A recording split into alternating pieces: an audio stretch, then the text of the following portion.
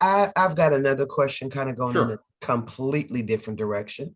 Okay. But what is the best way or suggestions or whatever in dealing with shippers? Um, what's the best way to approach them and deal with them and meet their needs so they can be a happy camper with what you're doing? Well, that's a big question. Okay, so let's break this down. Approaching, like getting in the door, trying to do business with them and make sure they're happy campers. That's kind of twofold part. So let's start with foot in the door. Um, Keep it simple. You don't need a lot of shippers, number one. So I'm not concerned about selling a shipper on why they should do business with me initially. Um, Initially, I'm just looking for shippers that use outside trucks and occasionally maybe brokers, but basically that use at least occasionally outside trucks to ship their freight, Okay. period. So keep it simple and identify them. Don't worry about the rest. Nope, don't use outside brokers, don't use outside trucks. I'm set, no problem. Have a great day.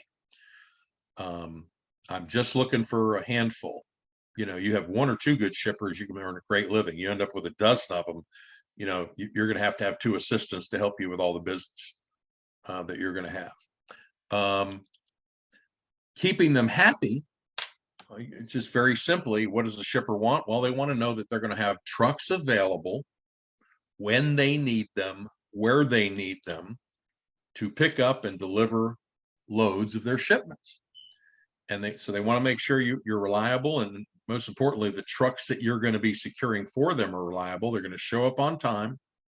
They're going to deliver the loads on time and in good condition. And if you tell them that you're going to do something, you do it. Do it. Yeah. I mean, it's not any more complicated than that. I guarantee you, every shipper out there, every warehouse manager, every logistics manager that works for a shipper has had many times, someone say, oh yeah, we'll have trucks for you.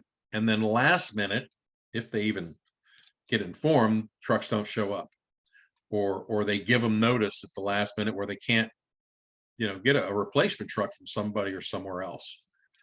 And that's why a lot of times shippers are pretty hesitant, very hesitant to even give you the time of day, because they've been burned either by the trucking companies themselves who promised, or by another broker that represented they'd be able to take care of a load or loads, and weren't able to do that.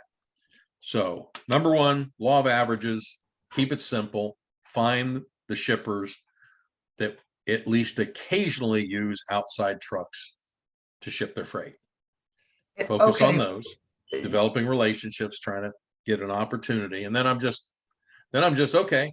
Once I find that out, my second question is, okay, well then what I'd like to do is I just want to find out who I need to talk to get a new vendor's package, so that if some point in time in the future you might need some help with a load, at least we'd be set up. Is that you that handles that, or is there somebody else I need to talk to get that package?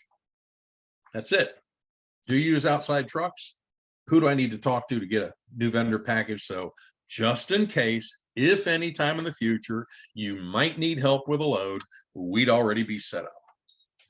So that's number one, how I deal with shippers to get in the door.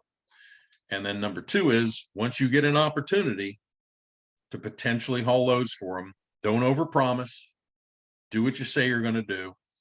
You got to be building up and make sure you've got plenty of carriers available, so when opportunities present themselves, you're going to have options.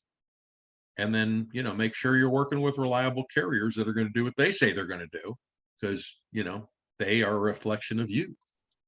They absolutely are. Yeah. And the facts are that they are humans and they drive mechanical things that break down and act up on you. Just like your own personal vehicles will do that. So, I mean, it's a balance, I guess.